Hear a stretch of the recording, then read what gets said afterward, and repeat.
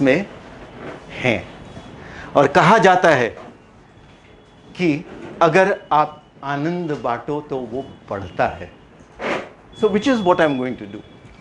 मैं आनंद बांटूंगा और आप इसको आगे बांटिएगा ताकि आपका आनंद भी बढ़ता जाए, मल्टीप्लाइज।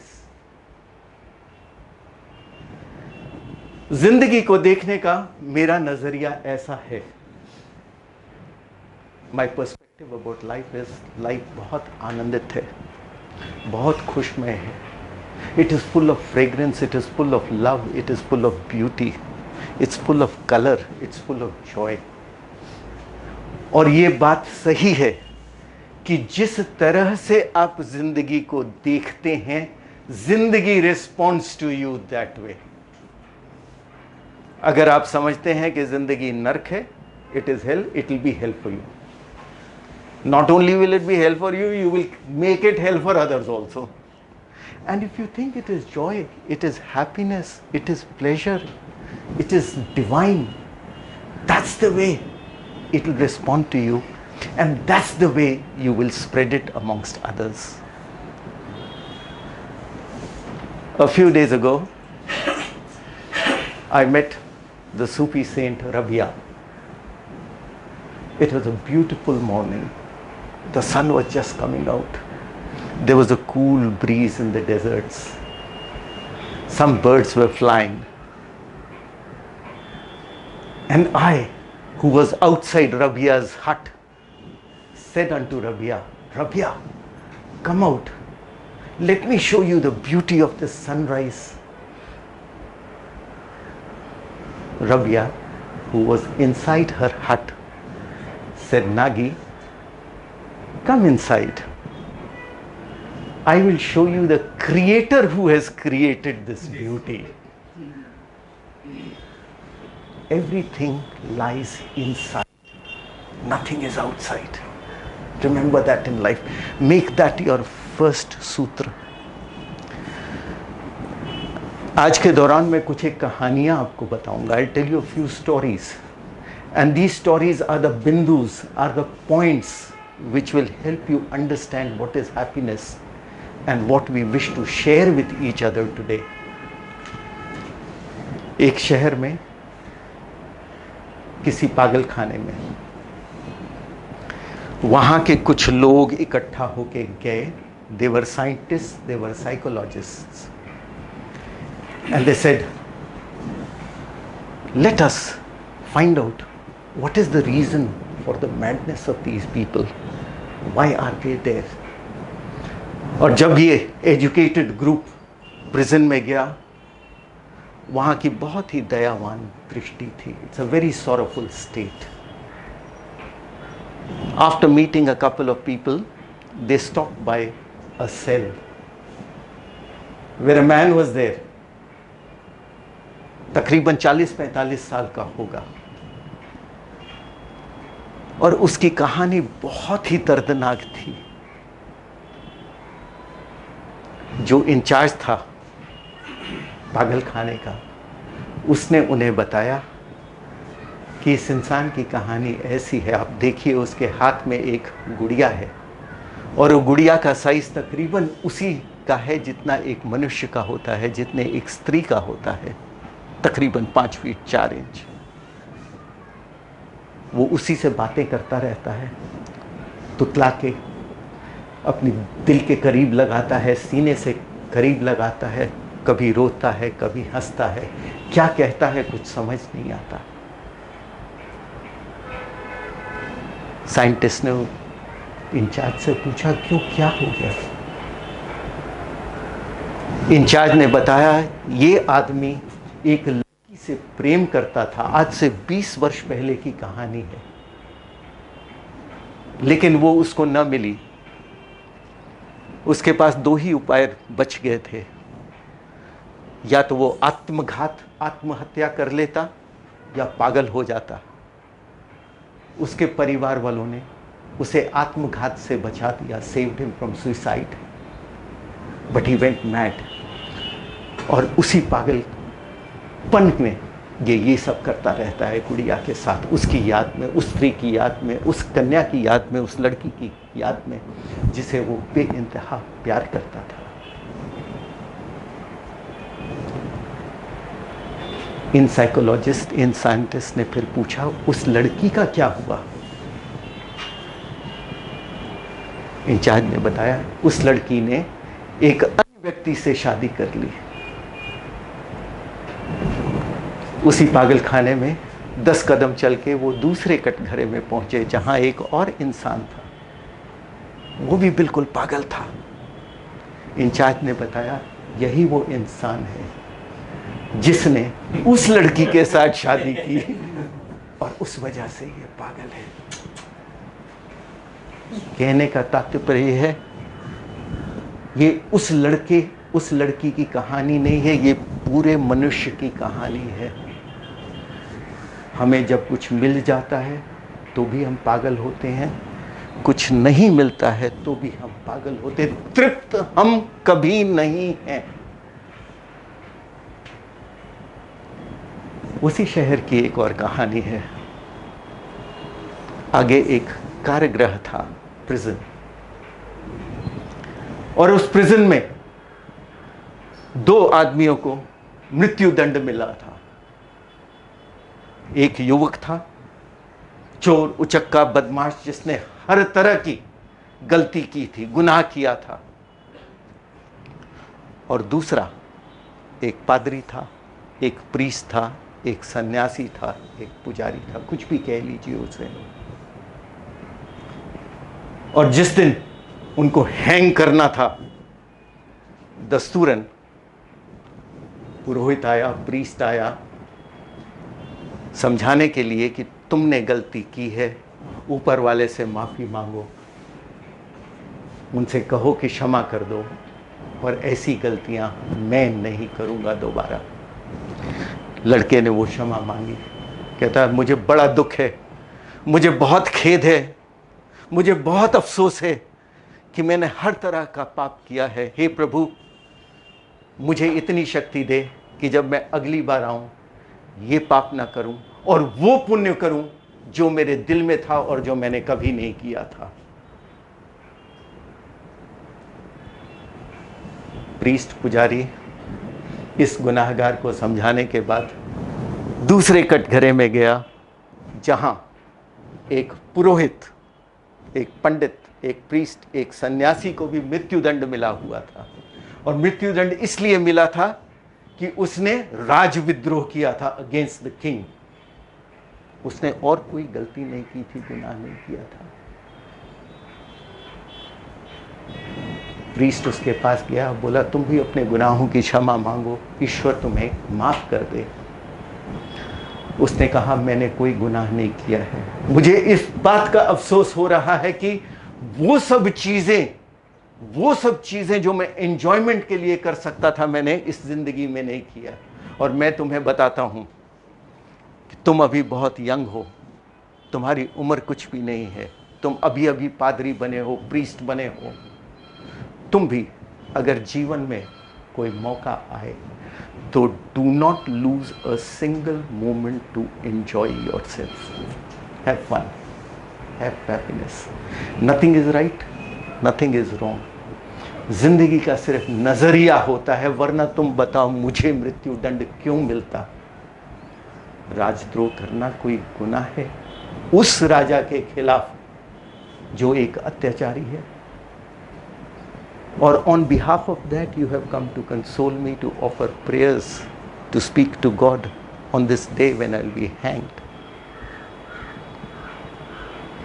कहने का मतलब है enjoy life, be happy। कोई ऐसा काम न कीजिए जिससे दूसरों को चोट पहुंचे, दूसरों को तकलीफ पहुंचे। ये हैप्पीनेस ऐसी चीज होती है, आदमी एक बिल्कुल भिखारी है। ऐसी ही कहानी उस राजा की है जहां इन दोनों को मृत्युदंड मिला था, जहां वो पागल खाना था। एक सुबह एक भिक्षुक उस राजा के सामने आया और उसने कहा, क्या मुझे भिक्षा मिलेगी? राजा ने कहा, तुम पहले आए हो और मेरा ये नियम है, जो पहले आता है मैं उसको कभी खाली हाथ नहीं भेजता। जो वो मांगता है मैं उसको जरूर देता हूं। मांगो, तुमने क्या मांगना है। भिक्षु ने कहा, सोच लो राजन, ये है मेरा भिक्षा पात्र, मैं चाहता हूं तुम उसे भर दो। राजा हंसा। उसने कहा, तुम्हें अनुमान नहीं है मैं कितना बड़ा राजा हूं, मेरी कितनी संपत्ति है। How far away are my borders, what is my wealth, you have no idea, and you are showing me this small पात्र and asking me will you fill it up. मैं ऐसे कई पात्र भर सकता हूं। भिक्षु ने कहा, राजन सोच लो, मैं तुम्हें दोबारा आग्रह करता हूं, सोच लो, वचन से पीछे मत टलना। राजा हंसा, बोला, मैं इसको भर दूंगा। औरों को तो मैं भिक्षा में अन्न देता हूं, जमीन देता हूं, मैं तुम्हारा ये भिक्षा पात्र जो है, with precious stones, with pearls, with diamonds, मैं भर दूंगा, सोने की मुद्राओं से भर दूंगा। बोलो। He told his wazir, go get it from the tijori so that I can fill up his भिक्षा पात्र। खजांची आया, भिक्षा पात्र में डालने लगा। ताज्जुब की बात है, जितना वो डाले भिक्षा पात्र कभी नहीं भरता था, वो खाली का खाली रहता था। ये बात पूरे राज्य में फैल गई। पूरे गांव के लोग, शहर के लोग, राज्य के लोग राज दरबार में आने लगे ये देखने के लिए कि ये क्या अजूबा दृश्य है। What is this fantastic thing. एक भिक्षुक आया है राजा के दरबार में, छोटा सा पात्र है उसका, राजा ने वचन दिया है कि मैं इसको फिल कर दूंगा सोने से, डायमंड से, एंड एवरीथिंग प्रेशियस, और ये भर ही नहीं रहा है। सुबह की दोपहर हो गई, दोपहर की शाम हो गई, भिक्षा पात्र वैसे ही खाली का खाली था। राजा को बहुत अचंभा हुआ। उसने हाथ जोड़े भिक्षुक को और कहा, मुझे क्षमा कर दो, मैं अपना वचन पूरा नहीं कर पा रहा हूं, मेरा खजाना खाली हो गया है और तुम्हारा पात्र अब भी भरा नहीं है। क्या राज है इसका? भिक्षुक ने कहा, कोई राज नहीं है, ये जो मेरा भिक्षा पात्र है, ये मैं कुछ दिन पहले मरघट पे घूम रहा था, एक इंसान की खोपड़ी निकाल के लाया हूं, और इस खोपड़ी में इंसान का मन होता है, और ये मन कभी तृप्त नहीं होता है, कुछ भी डालो आप। इसीलिए ये मन मांगे more. You know where to start but you do not know where to stop. Happiness is such a thing only. You keep craving for it, you keep looking for it, but you never are satisfied, never fulfilled. ऐसी कहानी जब इस राज दरबार में चल रही थी, दिल्ली में अकबर के राज दरबार में एक और ही कहानी थी। वहां के एक छोटे से गांव में एक फकीर रहता था। गरीब गांव था, लोग बहुत सयाने थे, लोग बहुत अच्छे थे। उन्होंने कहा फकीर से कि तुम्हारी तो पहुंच राज दरबार में, हमारी तो कोई सुनेगा नहीं, तुम जाओ अकबर के पास, कहो कि हमारे गांव में एक स्कूल बना दे, उसके लिए खजाना चाहिए, पैसा चाहिए, वो ज़मीन दे और पैसे दे। फकीर पहुंचा, सुबह सुबह पहुंच गया। पता लगा कि अकबर मस्जिद में बैठा हुआ है, नमाज पढ़ रहा है। फकीर भी मस्जिद में पहुंच गया, सीढ़ियों पे बैठा रहा, उसने भी अपनी नमाज पढ़ी। और जैसे ही नमाज खत्म हो रही थी, उसने देखा अकबर अपने हाथ उठा रहा और कहता, या अल्लाह मुझे दे तू बरकत, मेरी किंगडम को और बढ़ा दे, मेरी तिजोरियां और भर दे, मुझे और धन दे, दौलत दे, मुझे और बीवियां दे, मुझे साम्राज्य दे, जो कभी खत्म ना हो। नमाज खत्म हुई, अकबर मुड़ा। ये फकीर जो बैठा था वहां पे, वो भी मुड़ के वापस जाने लगा अपने गांव को बिना मांगे। अकबर ने अपने वजीर से कहा, ये आदमी लगता है मेरे से मिलने आया है, पूछो इसको क्यों नहीं मिल रहा, क्यों वापस जा रहा है। फकीर अकबर के पास गया। उसने कहा, मैं समझता था मैं एक एम्परर के पास आया हूं, लेकिन मैं तो एक भिखारी के पास आया। जो तुम मांगने वाला है उससे मैं क्या मांगूंगा? अगर मांगना ही हो तो मैं उससे मांगूंगा, आपसे क्यों मांगूंगा? Happiness is all within you. और कभी मांगना है तो परमात्मा से मांगना, और किसी से कोई मांगने की जरूरत नहीं है। मुझे याद है परमात्मा के बारे में, मैं उसी रबिया के साथ कनेक्टेड था जिससे मैं कुछ दिन पहले मिला था, और मैंने कहा, रबिया मैं वहां जाना चाहता हूं जहां परमात्मा है। Rabia says, you will reach there. And then I went. It was a beautiful morning in that paradise where there is supposed to be God, where there is supposed to be Paramatma, where there is supposed to be Allah, the God of all gods, only God. But इतनी भीड़ थी वहां पे, मुझे ताज्जुब हुआ। मैंने देखा पहले सुबह सुबह एक सुनहरी शाम थी, beautiful morning, pleasant morning, full of flowers, full of fragrance. एक घोड़े पे एक बहुत ही व्यक्तित्व वाला, पर्सनालिटी वाला जा रहा है, और उसके पीछे there are thousands of followers. मैंने किनारे से एक आदमी से पूछा, ये कौन है? उसने कहा, ये श्री राम है।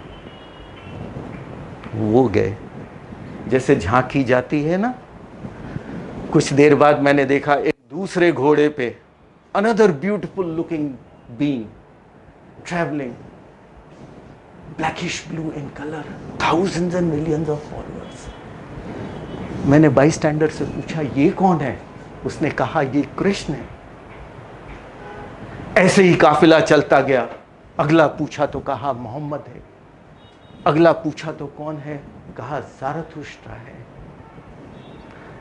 तकरीबन 2 घंटे के इस कारवान के बाद, in the end, I saw a very old man traveling on a horse and there was nobody behind him. तो I asked the bystander, ये हजरत कौन है? मैंने श्री राम देख लिया, श्री कृष्ण देख लिया, मोहम्मद देख लिया, जीसस क्राइस्ट देख लिया, ज़ारथुस्ट्रा देख लिया, सब देख लिए, ये कौन है? कहता, यही परमात्मा है। ऐसे जिसके फॉलोअर्स कहाँ गए? उन्हें कहा, इसके सारे फॉलोअर्स राम कृष्ण जीसस ने आपस में, तुम्हारे धर्मगुरुओं ने बांट दिए हैं।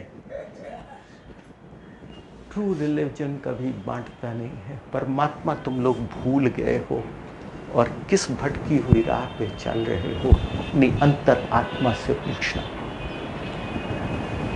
तो मैंने उस आदमी से पूछा कि यहां और कोई दृश्य है कि नहीं है? ऐसा क्या है ना? तुम तो सिर्फ फ्रंट देख रहे हो, तुम वो दूर देख रहे हो। ऐसे हाँ देख रहा हूं। तुमको क्या नजर आ रहा है? ऐसे मेरे को कैटरैक्ट है, मुझे ठीक समझ नहीं आ रहा, बट क्या है? घोड़े नहीं दिखते, गधे भी नहीं दिखते, लेकिन क्या है? कुछ है, और उन पे कुछ लोग सवार हैं, और उनके पीछे भी कुछ लोग फॉलोइंग है। उसने कहा, बिल्कुल ठीक है, These are your पृथ्वी के आज के धर्म gurus who are roaming around in white, blue, green, yellow, orange, red robes, and their followers are blind. I said, how have they come here? They said they have gate crash. आजकल सब जगह चलता है। They have managed to come here to make a spectacle of themselves. They are basically businessmen in colorful robes. There is a beautiful article in a local newspaper about 12 steps how to become a guru of today. दाढ़ी बढ़ा लो, पहली टोपी पहन लो, colorful clothes, have a PR agencies, have a multi-billion empire. सन्यासी असल में है जो 3 चीजों से दूर रहता है, और one of them definitely is माया से, पैसों से.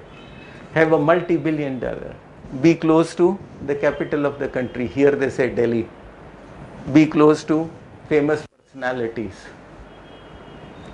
This is all he says. If you have it, you have all the makings of a guru of today. And तुमने एक बात गौर की, जब मैं तुमको उस स्वर्ग की कहानी जहां परमात्मा है सुना रहा था, राम का नाम single letter Ram, Krishna, Jesus, Zarathustra, और वो जो दूर घूम रहे थे किसी पे चढ़ के, उनके लंबे चौड़े नाम, जगत गुरु 108, ये वो जगत गुरु, ये वो श्रीमान श्रीमती, ये वो लंबे चौड़े उनके तगमे, लंबे चौड़े उनके नाम. याद रखना, इंसान जितना बड़ा होता है उसका व्यक्तित्व, उसका नाम उतना ही छोटा होता है. जितना छोटा इंसान होगा वो अपने व्यक्तित्व को एक बड़े नाम से कवर करने की कोशिश करेगा. और ये नाम देता कौन है उसको? या तो वो खुद देते होंगे, मुझे मालूम नहीं, या हमारे जैसे अंधे देते हैं जो भेड़ बकरियों के चाल में पता नहीं किधर जा रहे हैं. बीवेयर. ये कहानी स्वर्ग की, परमात्मा की है, बहुत मेरे दिल के करीब है. अगर सत्य मानो तो मान लेना, ना मानो तो उठा के कचरे में. I mean no disrespect to all, but I want you to grow inwards in your own self. किसी की शिक्षा से आप आगे नहीं बढ़ सकते हो. अगर आपने किसी की शिक्षा को पकड़ लिया अपने में, तो याद रखो आप अंधकार में धकेले जा रहे हो. People with limited understanding are guiding you, and you are being led astray, and you are following. How many of you have read Alice in Wonderland? Alice in Wonderland. ये बहुत बहुत प्यारी कहानी है एलिस की. A young girl, she goes to heaven. घूमते फिरते वहां पहुंच जाती है.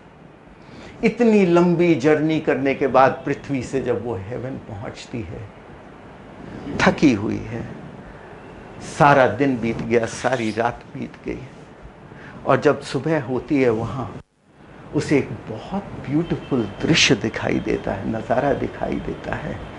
चारों तरफ परियां हैं, उर्वशियां घूम रही हैं. There are fairies, there are beautiful trees blossoming all over, fragrant flowers. But Alice, the small girl who is thirsty and hungry, she says, I want to eat something. Can something be given to me to drink? And just when she says that, she sees not far away from her is a beautiful pari, a beautiful fairy standing under a tree with a platter full of beautiful fruits and food and water and juices for her. And that fairy says, come, come my dear child, come, you have all of this, it is meant for you. हालांकि Alice थकी हुई थी, सारे दिन सारे रात की journey में प्यास लगी हुई थी. She started running. फासला ज़्यादा नहीं था, मुश्किल से 50 गज का दिखता था, लेकिन she kept running and she never reached that tree. दोपहर हो गई. Alice said, my dear fairy, my dear angel, what are you doing? I am running, I am tired. The fairy says, don't stop, keep running and you will reach. Alice still gets waylaid and keeps running. शाम हो जाती है and there is no sign of her reaching the tree where the fairy is there, and she drops. आपकी जिंदगी की दौड़ भी इसी तरह से है. आप सुबह से शाम, सुबह से रात तक भागते रहते हो कि वो रहा मेरा लक्ष्य, वो रही मेरी हैप्पीनेस. और वो हैप्पीनेस कहती है, आजा मैं तेरे लिए हूं. और आप उस भुलावे में भागते जाते हो जिन चीजों के पीछे, वो आपके काबू कभी नहीं आती है। आप खाली पैदा हुए थे, आप खाली मर जाते हो।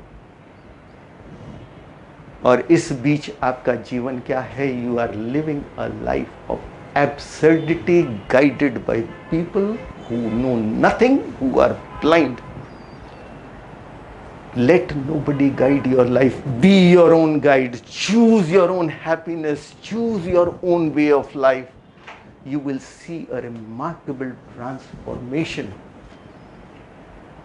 of what life has to offer for you. इसी तरह से दो ही बातें याद रखना जिंदगी में। इस पृथ्वी पे दो तरह के लोग हैं, और आपको जितना ये बाहर वाले सिखला रहे हो कि ये लाइफ इज मोह, लाइफ इज माया, इसको छोड़ो, इसमें कुछ नहीं रहा है, और एक दूसरा थॉट है कि you have only one life, live it fully. दोनों ही सिखलाइयां आपको नष्ट कर रही हैं, ये भोगने की भी और ये भागने की भी जिंदगी से। भोगने वाला भी जिंदगी को अनुभव नहीं कर सकता है, भागने वाला भी जिंदगी को अनुभव नहीं कर रहा है। तो उपाय क्या है? What is the way then?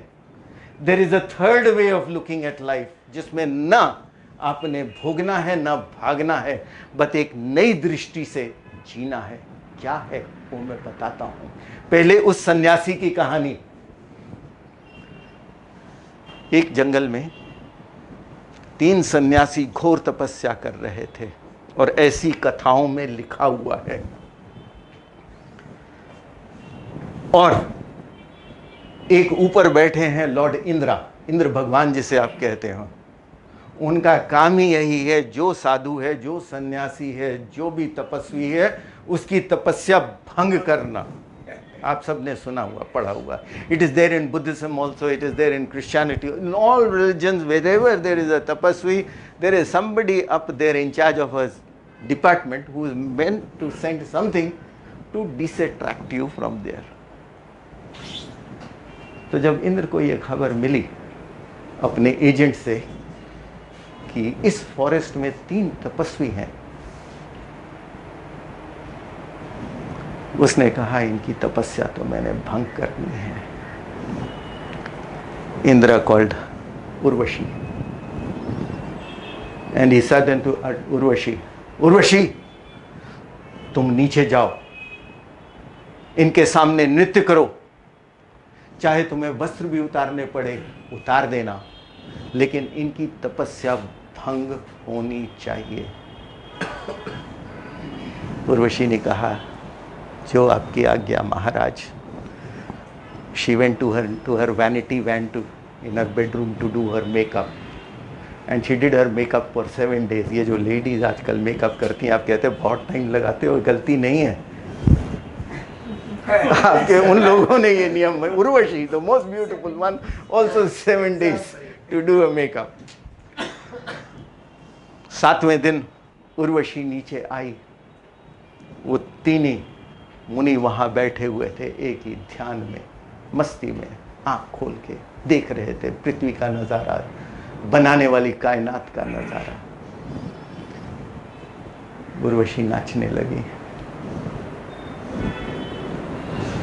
तीनों फिर भी अपनी आंखें खोली रखे। Nobody was affected. 2 ही स्थिति हो सकती है, या तो आप अफेक्टेड हो जाओ तो मतलब आप हार गए, या आप भाग जाओ तो भी आप हार गए, और उर्वशी जीत गई। Lord Indra's plan successful. लेकिन तीनों डटे रहे।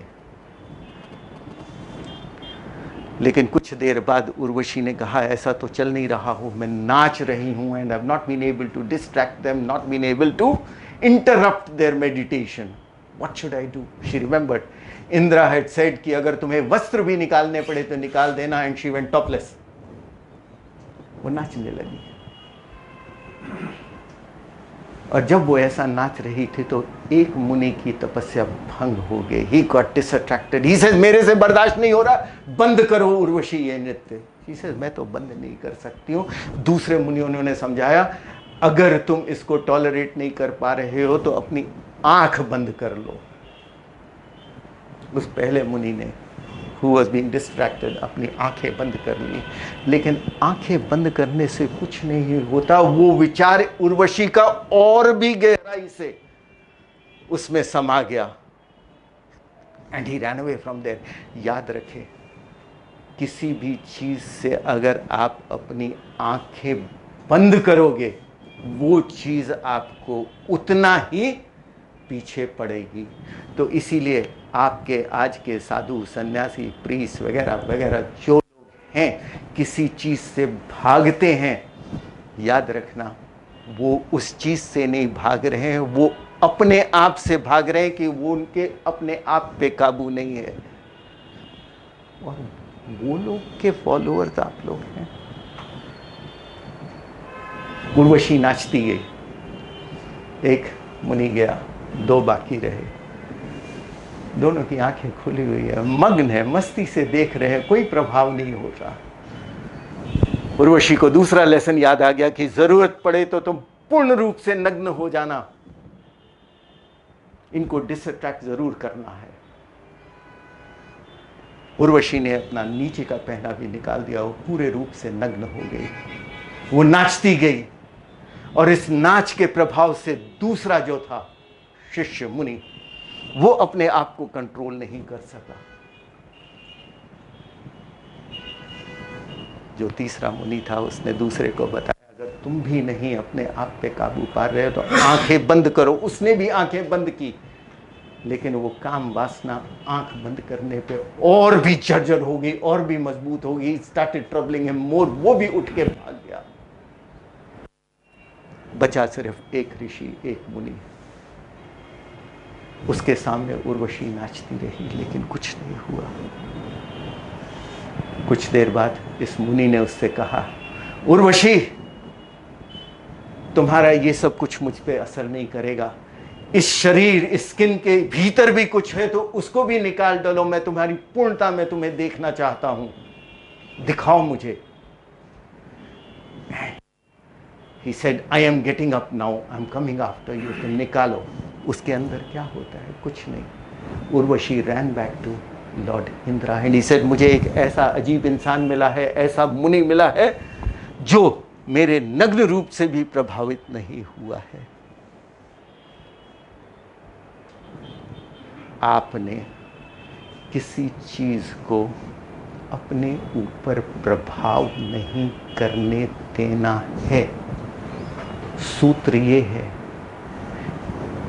किसी भी चीज को in the course of looking for happiness, किसी चीज को अपने ऊपर प्रभावित नहीं करना। आंख बंद करके उससे भागना भी नहीं है, जैसा भी प्रलोभन हो,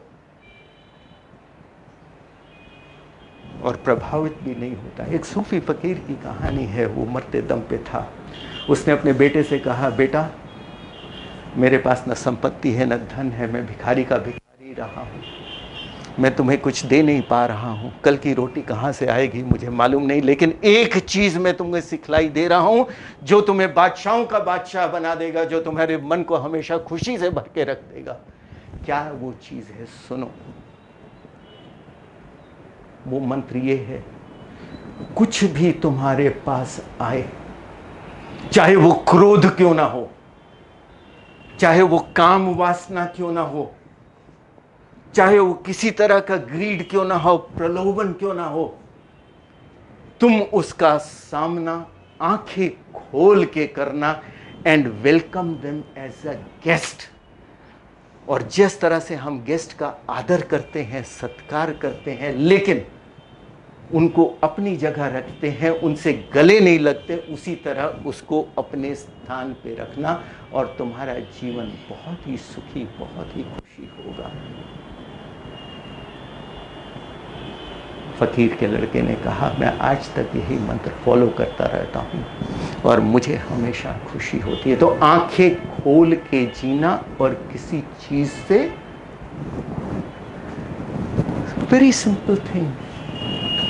ये आपकी काम वासना आपका धन दौलत माया जो ये ऋषि मुनि आज के teachers are telling you is nonsense, is not good. They are feeding you with absolutely absurd thoughts. These things are something like manure, like खाद. काम वासना क्रोध, they are like खाद. अगर आप अपने ड्राइंग रूम के अंदर रखो, बाहर रखो, they will stink. Putrid. You will run away from it.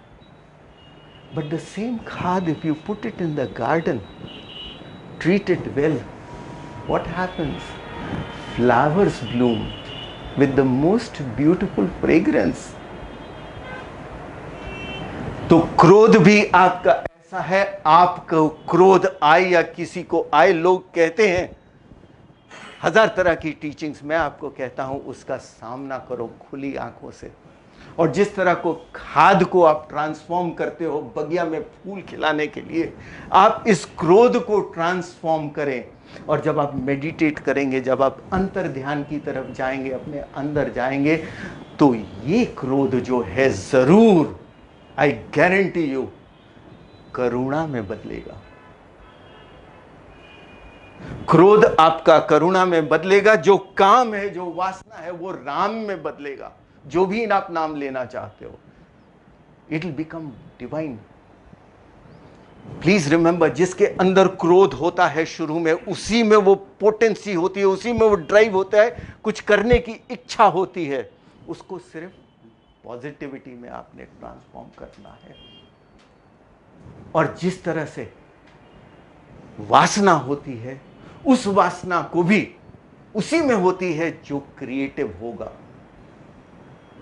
वासना is the first steps towards creativity. इसीलिए आप देखें ये जो कवि लोग होते हैं कितनी क्रिएटिव लिखते हैं. They all right about love, and love finds its source initially from nothing else but vasana, and then it has to be transformed into a beautiful thing like a rose flower, like khad, like manure. That will be success. Please remember this in your life. आंखें खोल के जिए, transformation की तरफ अपनी नजर रखें, डट के सामना करें. उसी राज दरबार में एक रास्ता था जहां से लोग मंदिर, मस्जिद, गुरुद्वारे, चर्च को जाया करते थे. और वहां पे उस रास्ते पे एक भिखारी बैठा रहता था. 30 साल से उसने वो जगह नहीं छोड़ी, वहीं बैठा रहता था, अपनी चादर फैलाए हुए, begging. People used to give coins, throw some bread, throw some chapati, put some rice. किसी ने एक कपड़ा रख दिया.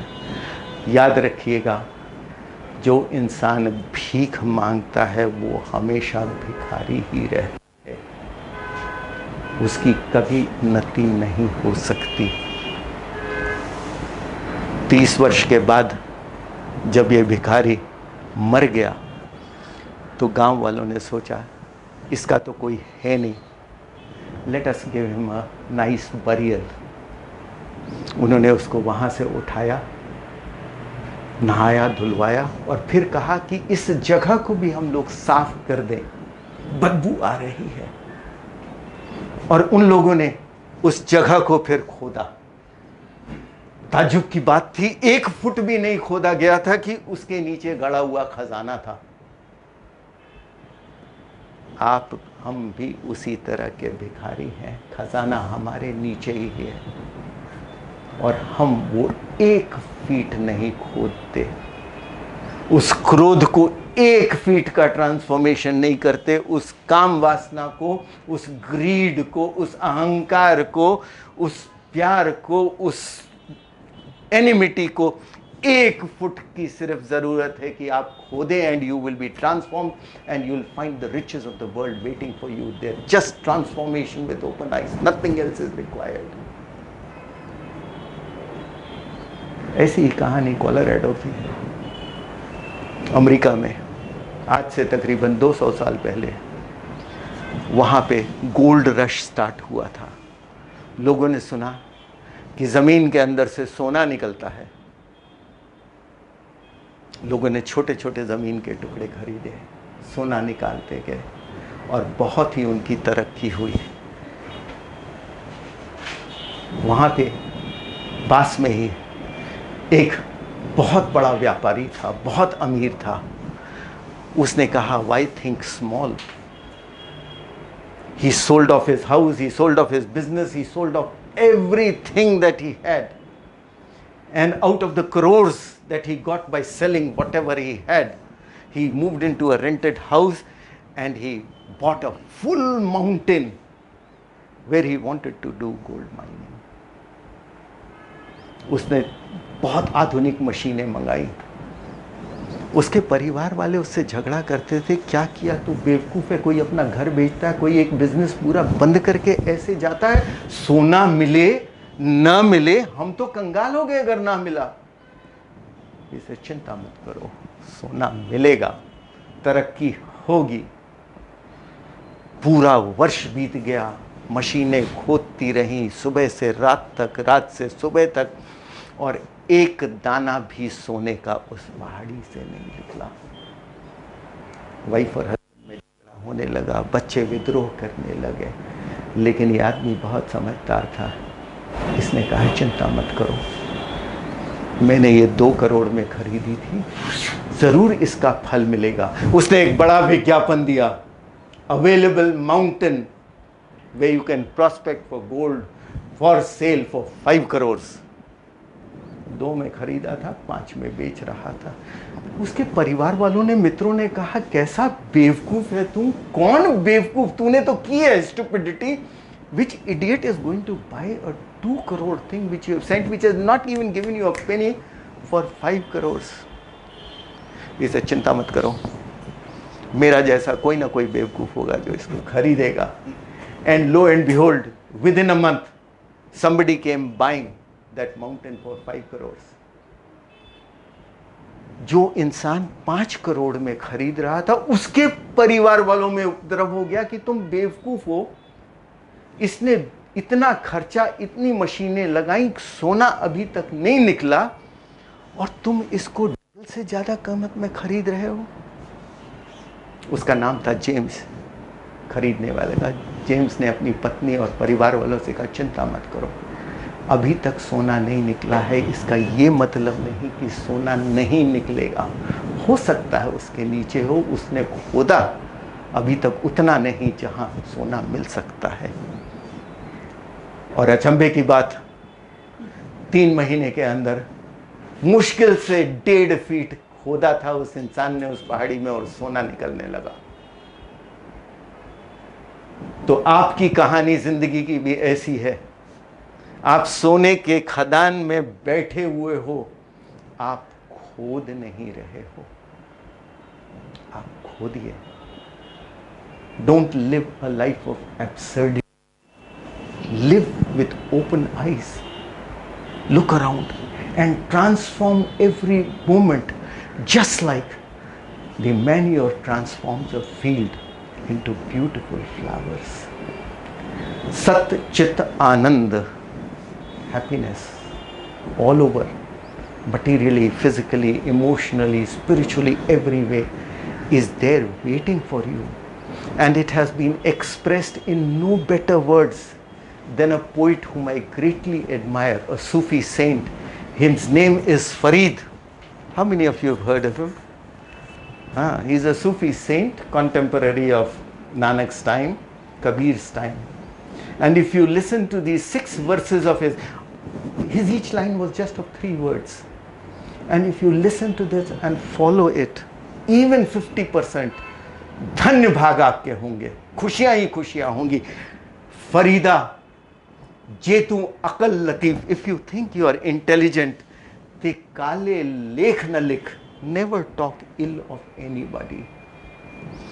आप नड़े गिरवान में सर झुका के देख, और अगर गलती किसी की निकालनी है तो अपने गारमेंट्स के अंदर, अपने भीतर जाग के देखो, तुम्हें गलतियां मिलेंगी, दूसरों की गलतियां मत निकालो। He goes on to say, Farida खाक न नींदिए, खाक इज मिट्टी, मिट्टी की भी निंदा मत करो कभी भी, भूल से भी। खाक ज्यो ना कोई, इसके जैसा कोई प्रेशियस थिंग है ही नहीं। जीम दिया पैरा तले, मरे ते ऊपर हो। When you are alive it is under your feet, and when you die it is above you. Everything is precious in this life. Farida, जेतन मारण मुकिया, if somebody hits you, Jesus also said the same thing. If somebody slaps you on this cheek, offer him the other cheek. This man was probably copying Jesus. He didn't know English, but the thoughts of these great masters somehow connect them to each other. जेतन मारण मुकिया, तिना न मारे घूम. Don't turn back and hit them. Never. आप नडे घर जाइए, मुड़ के अपने घर की तरफ चले जाओ, पैर तिना दे चुम, after kissing their feet, bless them and go away. Nobody can cause you any harm. Enmity नहीं होगी. Non-violence, happiness. फरीदा, बुरे का भला कर, जो आपके साथ बुरा करता है उसका भला करो. गुस्सा मन ना ले, उसके खिलाफ मन में गुस्सा मत कभी भी रखो. देह रोग ना लगे. गुस्सा करोगे तो रोग लगेगा, अगर आप गुस्सा नहीं करोगे तो आपको रोग कभी नहीं लगेगा. ये हेल्थ लाइब्रेरी है, हेल्थ की लाइब्रेरी. गुस्सा न करें, आपको कोई रोग नहीं लगेगा. पल्ले कुछ ना जाए, और आपके यहाँ से कुछ जाता ही नहीं. You are happy. आपको अपनी हैप्पीनेस को पकड़ के रखना है इस तरीके से. फरीदा, खालिक खलिक में, if you understand this last one, it is most beautiful. Farida, खालिक खलक में, खलक वसे रब माए. All of us are within God and God is within us. मंदा किसनु आँखिए, तिस बिन के हूँ नाई. हम किसको बुरा कहें, उसके बिना कोई है नहीं. तुम में भी वो है, उसमें भी है, हम सब में वही परमात्मा है. हम किसकी निंदा कर रहे हैं और क्यों कर रहे हैं? और अगर तुम समझते हो तुम्हारे परिवार में, तुम में, तुम्हारे दोस्तों में दुख है, तो this one is specially for you. Go and recite it to them. He says, Farida, मैं जानिया तुझ मुझको. फरीद उसका नाम है, अपने आप से कह रहा हूं. Space for everything. Lizard also. Welcome. Happy with that lizard. मैं जानिया तुझ मुझको. मैं सोच रहा हूं कि दुख सिर्फ मुझे ही है. दुख सभाए जग, सारे जग में हर एक की कोई ना कोई दुख है, कोई ना कोई तकलीफ है. ऊंचा चढ़ के देखिए, थोड़ा ऊपर अपने दुखों से उभर कर देखो. हर घर आग हो, ऐसी ही आग हर घर में है. हर एक घर में दुख है और हर एक घर में खुशी भी है. आपने खुशी पैदा करनी है, उसको पकड़ के रखना है. Like the Buddha said, I know only one thing. Buddha से जब पूछा गया, इससे मैं जानता हूँ कि इस जीवन में दुख हैं और दुखों के कारण हैं, और तुम दुख को कर दो, अलग कर दो, तो तुम्हारी जीवन में खुशियाँ ही खुशियाँ हैं. I wish you great happiness. I wish you great glory. Thank you so much.